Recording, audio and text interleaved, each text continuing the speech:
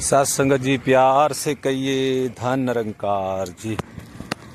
प्यारी साथ संगत जी, आज का टॉपिक तेरी बंदगी मेरी जिंदगी है। साथ संगत, बंदगी मतलब सेवक, बंदी गुलाम हो जाना तेरा। साथ संगत, तेरी बंदगी, प्रभु परमात्मा की बंदगी मेरी जिंदगी, ये उस अवस्था का जिक्र है साथ संगत कि जिस वक्त एक ब्रह्मज्ञानी संत के जीवन में निरंकार प्रभु परमात्मा साकार सतगुरु का रूप लेकर के सत्संगत ये ब्रह्म ज्ञान की दौलत उसको बख्शते हैं, ये रहमत उसके हिस्से में आती है।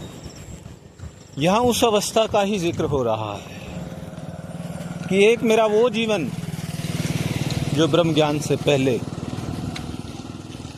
उस अवस्था का भी यहाँ पर इस रूप में कि मुझे कौन पूछता था तेरी बंदगी से पहले, कि बुझा हुआ दिया था तेरी रोशनी से पहले।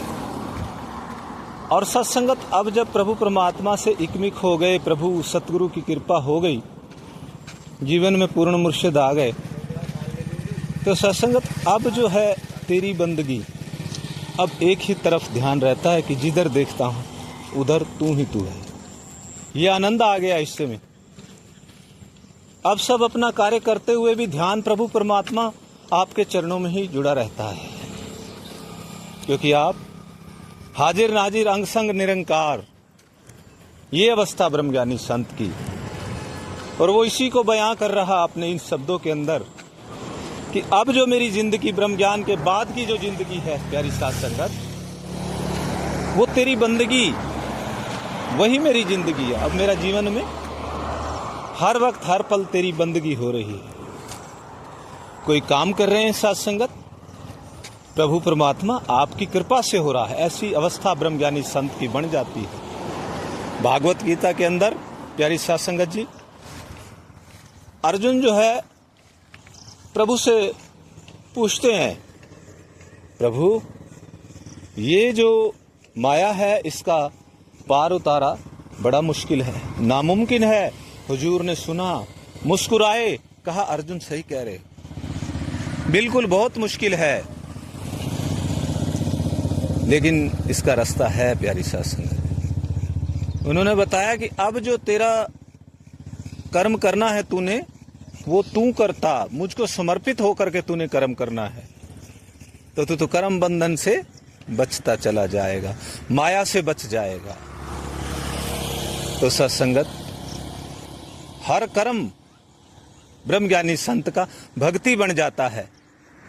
ये ज्ञान लेने के बाद जो काम कर भी रहा है सत्संगत, वो संसार जो उसको देखता है वो कहता है ये तो पहले जैसे ही काम कर रहा है, तो इसके जीवन में भक्ति कहाँ से आ गई। महात्मा कबीर के पास भी एक भक्त महात्मा गए, पूछा मुझे भी भक्ति करने का तरीका सिखा दो, मेरे को भी अपना शिष्य बना लो। तो वो देखने गए कि भक्ति कब करते हैं ये। तो प्यारी साथ संगत, वहां पर जाकर उस महात्मा ने देखा कि कबीरदास जी जुलाहे का काम करते हैं और वो दिन रात अपने काम में ही मस्त है।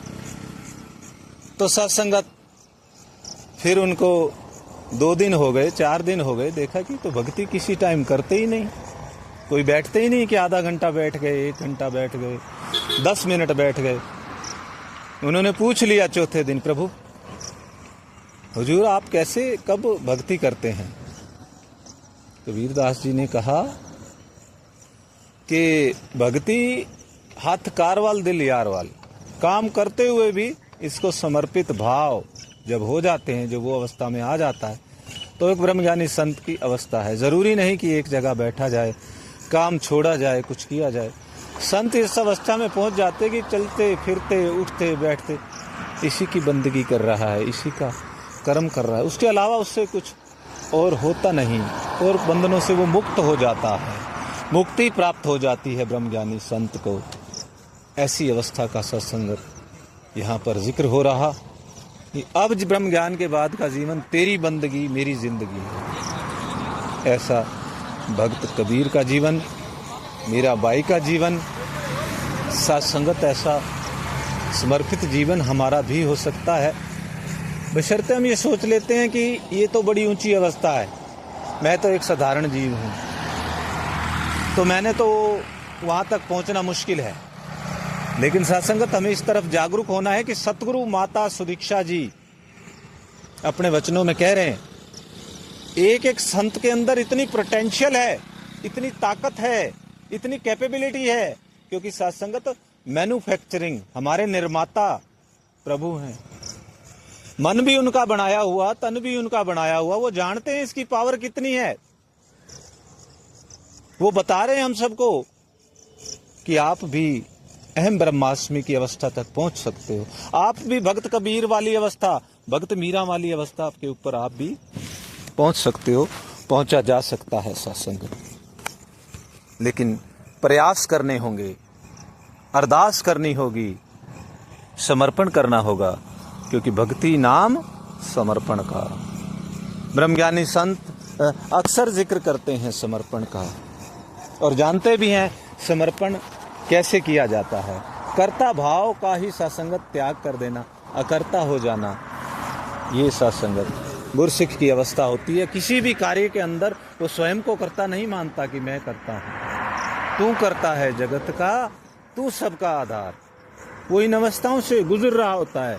ये अवस्था को वो संसार को संदेश दे रहा होता है सत्संगत कि अब मेरे जीवन में तू करता है, प्रभु परमात्मा करने वाले हैं। इस अवस्था में होता है सत्संगत ब्रह्मज्ञानी संत। तभी सत्संगत ब्रह्मज्ञानी का सगलकार, ब्रह्मज्ञानी आप निरंकार, सुख और दुख से ऊपर उठ जाता है, जिसका भागवत गीता के अंदर भी जिक्र किया प्रभु भगवान कृष्ण जी महाराज ने कि मेरा भगत जो है अर्जुन, वो सुख दुख के चक्कर में नहीं पड़ता। उसको पता है जिस तरह प्रभु परमात्मा अजन्मा है, इसी तरह वो भी अजन्मा है, उसको भी शस्त्र नहीं काट सकते, उसको भी अस्त्र नहीं मारा जा सकता। वो ऊंचा होता है इन सब सुख और दुख से सत्संगत, सदा आनंद में रहता है, सदा मस्ती में रहता है। उसका हर कर्म, उसकी हर श्वास बंदगी बन जाती है सत्संगत। श्वास श्वास सिमरो गोविंद, इस अवस्था से हर श्वास गोविंद का सिमरन कर रही होती है, वो ऐसी बंदगी कर रहा होता है। पायो जी मैंने राम रतन धन पायो, मीरा जी कह रही हैं, अब मेरी हर सांस के अंदर ये रत्न, ये दौलत इकट्ठी हो रही है, जो वहां पर जाएगी साथ, जहां पर संसार रूप में कहा जाता है कि साथ कुछ नहीं जाने वाला। भगत की सारी बंदगी उसके साथ जाने वाली है। प्यारी साथ संगत, उसको पूर्ण मुर्शिद मिल गया है, पूर्ण मुर्शिद मिला, और वो कह रहा है कि अब आना जाना मुक गया, ते कुरलाना मुक गया। अब मेरा कुरलाना आना जाना के चक्रों से मैं मुक्त हो गया हूँ। ऐसी अवस्था में एक भगत महात्मा, एक ब्रह्मज्ञानी संत की अवस्था, ऐसी उच्च अवस्था सत्संगत एक भगत की। और ऐसे भक्तों के पीछे प्रभु भी प्रेम के वशीभूत होकर ऐसे भक्तों के पीछे पीछे सत्संगत। कबीर मन निर्मल भया, ऐसी अवस्था मन की हो गई, वो निर्मल हो गया जैसे गंगा नीर, जैसे गंगा का पानी स्वच्छ निर्मल। पाछे पाछे हरि फिरो भयो कबीर कबीर, ऐसी अवस्था ब्रह्मज्ञानी संत की हो गई है। वो ऐसे आनंद में आ गया है, ऐसी बंदगी में आ गया है। तभी सत्संगत उसने कहा कि अब जो मेरा जीवन ब्रह्म ज्ञान के बाद की अवस्था है, वो सारी की सारी भक्ति से सरोकार है। माता शबरी को बोला गया इतने साल बाद प्रभु आएंगे, बंदगी तो उनकी उसी दिन से शुरू हो गई। वो अपने प्रभु की भक्ति में मस्त हो गई। कितनी उम्र गुजार दी, इतनी लंबी उम्र कैसे गुजारी जा सकती है। यहाँ तो 10 मिनट किसी का वेट करना हो साथ संगत, अभी तक आए नहीं, फोन करते हैं कहाँ रह गए, 10 मिनट। और उन्होंने कितने साल बताते हैं साथ संगत। माता शबरी बहुत छोटी अवस्था में थी, और जब प्रभु आए, उनके गुरु ने कहा कि आपने इंतजार करनी है, प्रभु आएंगे। और सत्संगत उन्होंने कितना लंबा इंतजार किया, और फिर सत्संगत प्रभु ने भी आकर के उनका उद्धार किया, भक्ति का ज्ञान दिया। प्रथम भक्ति संतन कर संगा, पहली भक्ति भी यही बताई प्रभु ने, संतों का संग करना है। क्योंकि संत क्या करते हैं, संत जोड़ने का काम करते हैं। संसार में भले ही ऐसे व्यक्ति मिल जाएंगे जो तोड़ने का काम करते हैं, निंदा की बात करते, चुगली की, लेकिन ब्रह्मज्ञानी संत बंदगी से भरा हुआ उसका जीवन होता है। सारा जीवन, सारा कर्म उसका भक्ति होती है।